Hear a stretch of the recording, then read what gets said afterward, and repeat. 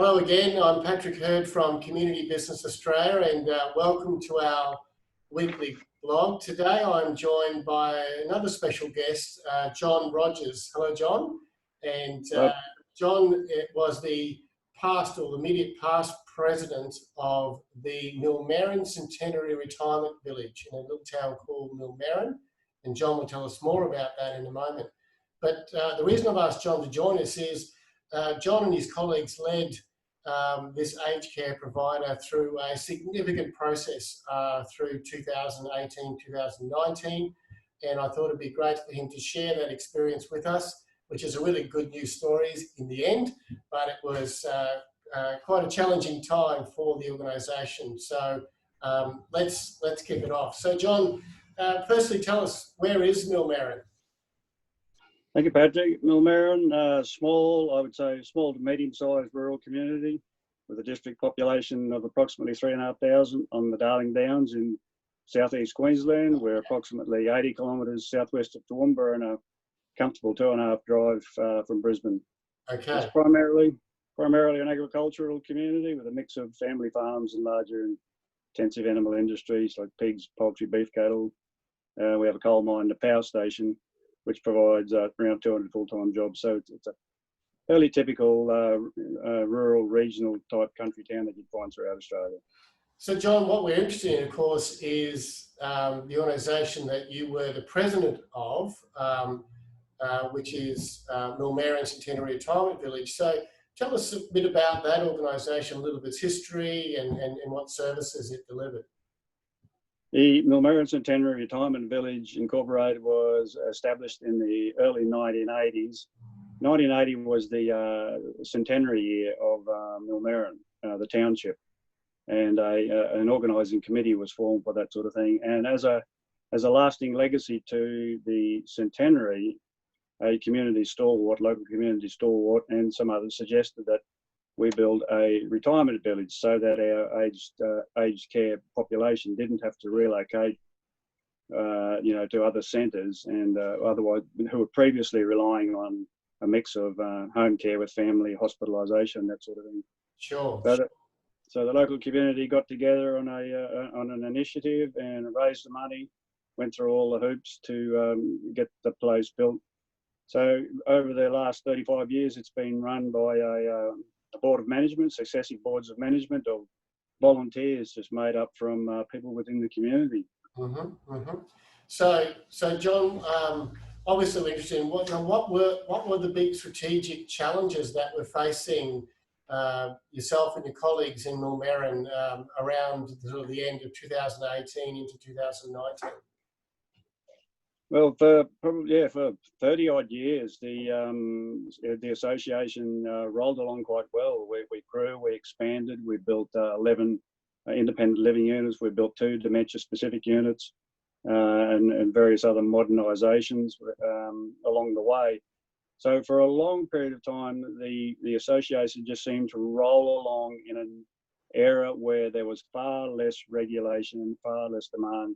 We were originally a retirement village set up for able-bodied residents, but the demand for higher care and, in particular, dementia-specific placements grew. Mm-hmm. So the intensity and the complexity of aged care gradually increased. The demands on staff, the demands on boards of management, governance, and that type of thing increased to a point where it became quite demanding, and it was very rapidly getting to be not a job for volunteers, for volunteer management. Mm-hmm. Probably the single biggest challenge that we faced was the ability to consecutively fill those boards of management position with capable people. Yep. The demand for more and more capable people running an aged care facility in a high-risk environment increased to the point where we couldn't see a safe and secure future. So really, potentially, the big issue is you could run out of volunteer board directors to lead this valuable resource for the community. Fair enough?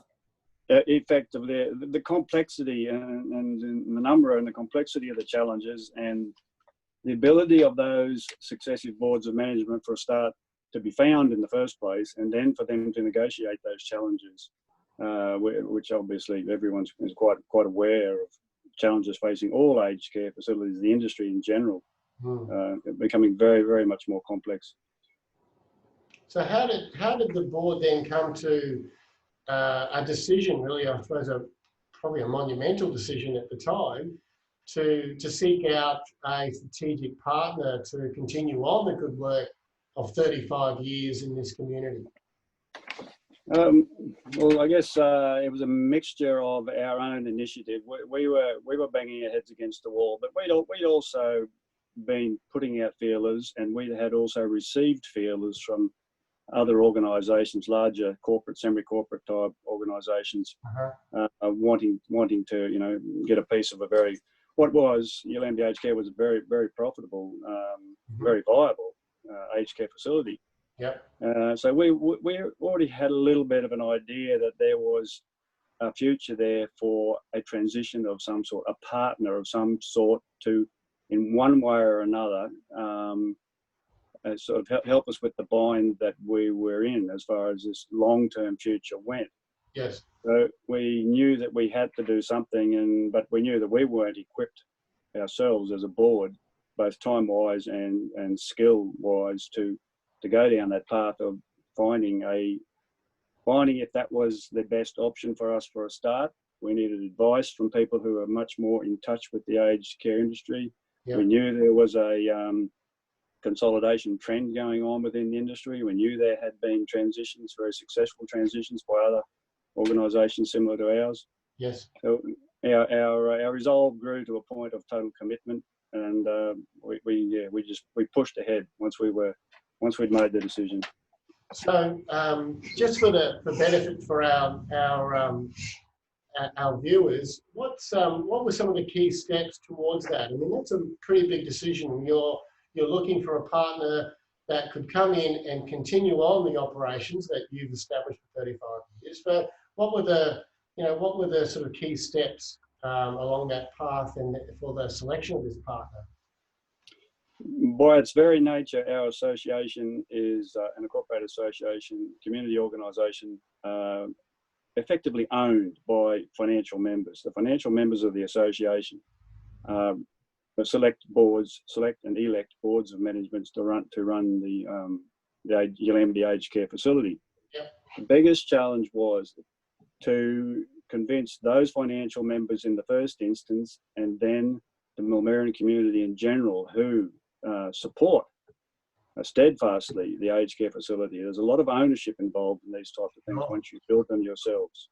Yeah. So the biggest challenge was then to get them over the same hurdle that the board of management had to get over, in that, what are you talking about? You are going to hand over this facility that we conceived and built and ran for 35 years. You are going to give it away to someone else, an asset and a viable business. So that was probably the biggest challenge, getting the concept across.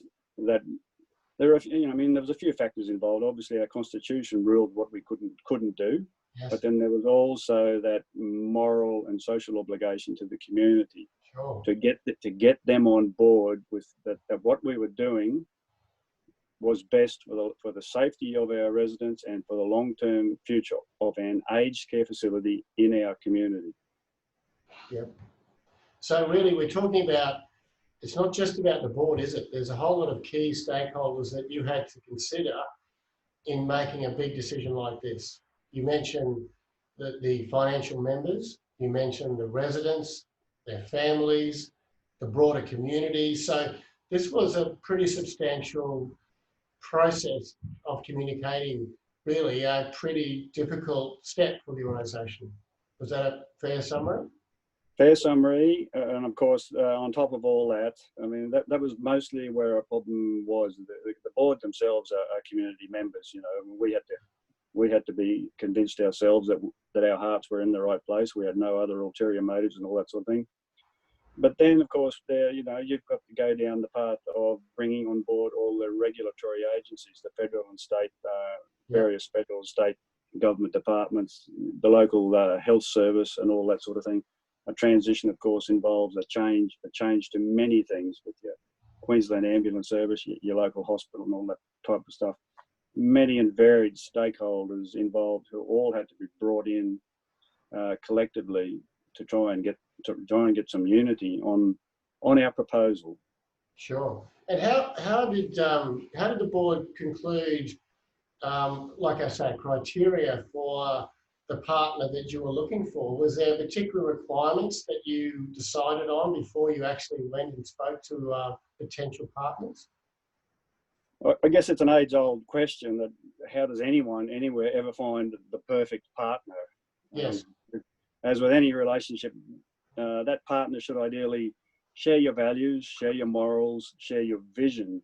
Yes. We had some, as I said, constitutional requirements that specified a similar not-for-profit organisation or status, for example. Yes. But more concerning for us was that we liked them, and as much as possible, they were like us. So they had to be, for example, a rural and regional provider.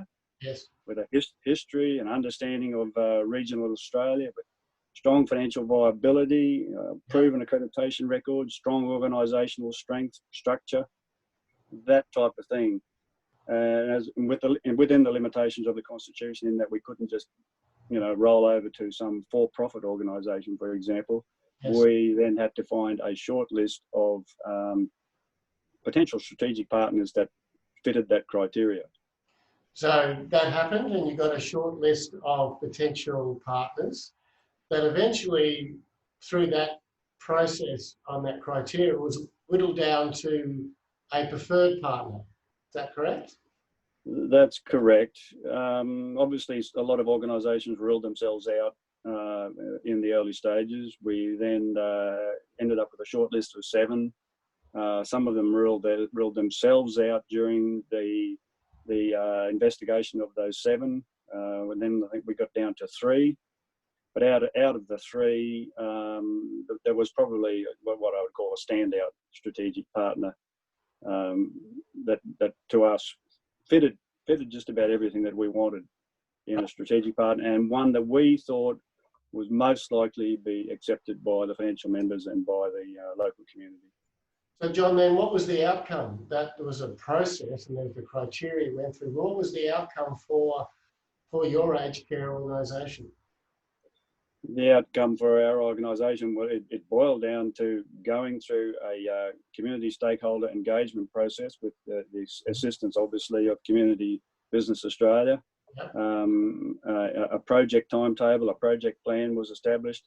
There were boxes to be ticked. There were a lot of things that had to be ticked off along the way. There was due diligence by both sides and that sort of thing to get to a point where effectively all the milestones had been met in the project plan, and eventually a series of resolutions evolved that we would put to the financial members at a special general meeting.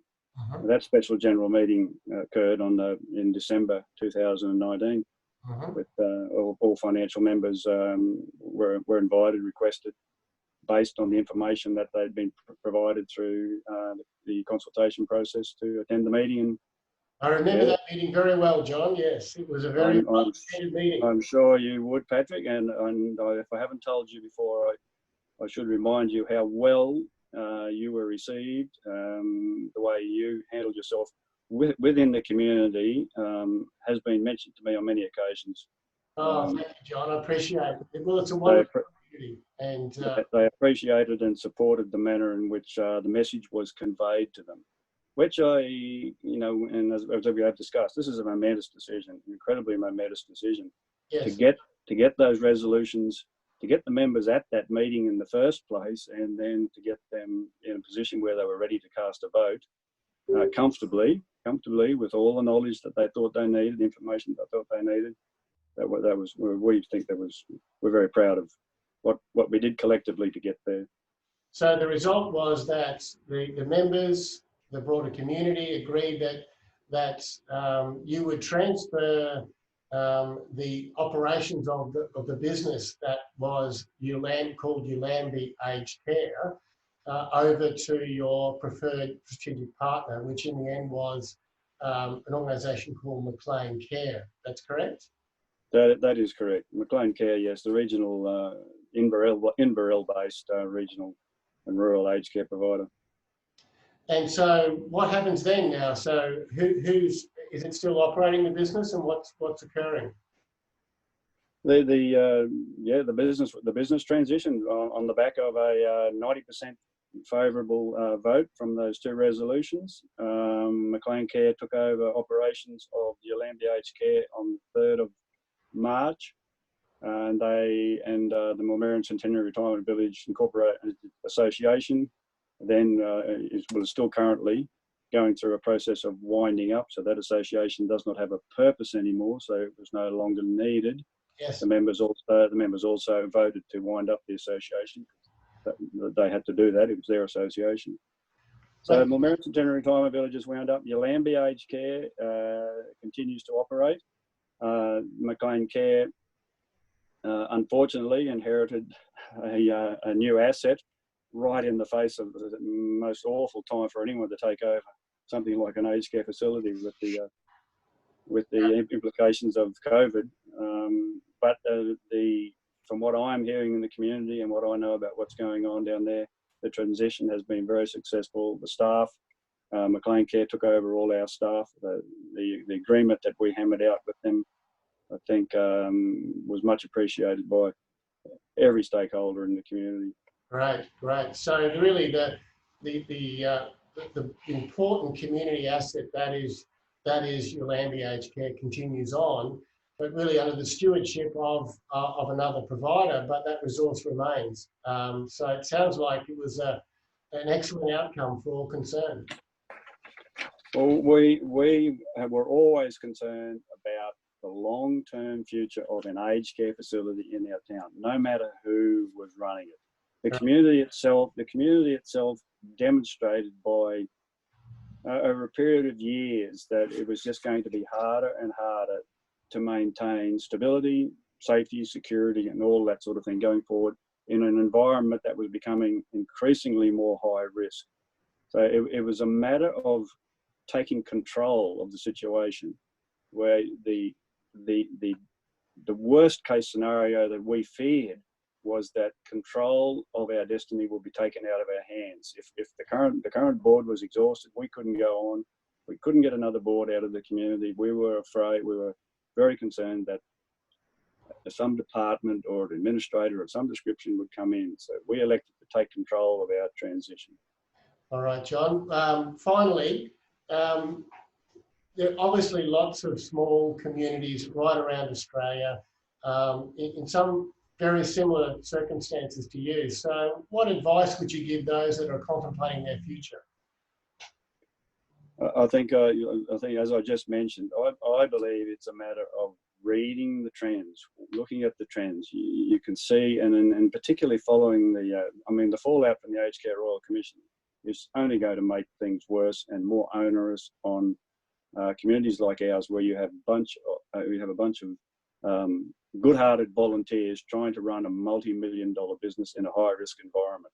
Mm-hmm. That's not sustainable. It is not sustainable. You need professional people either working for you and being able to source those professional people in the first place, and then, of course, maintaining your compliance within that risk environment. So you have to make a strategic decision to secure the future of an aged care facility in your community, if that is what you want. And if you can't do it yourself, you need to find someone to do it for you. John, I really appreciate your time today and taking us through that really good news story of how your regional community took control of their future, and now your aged care facility has a future in Millmerran. And thanks for sharing the story with us. And if you'd like to know more about this story and others that, of course, CBA has been involved with, please give us a call at CBA, and we look forward to talking with you soon. Thank you, John. Bye for now. Thank you, Patrick.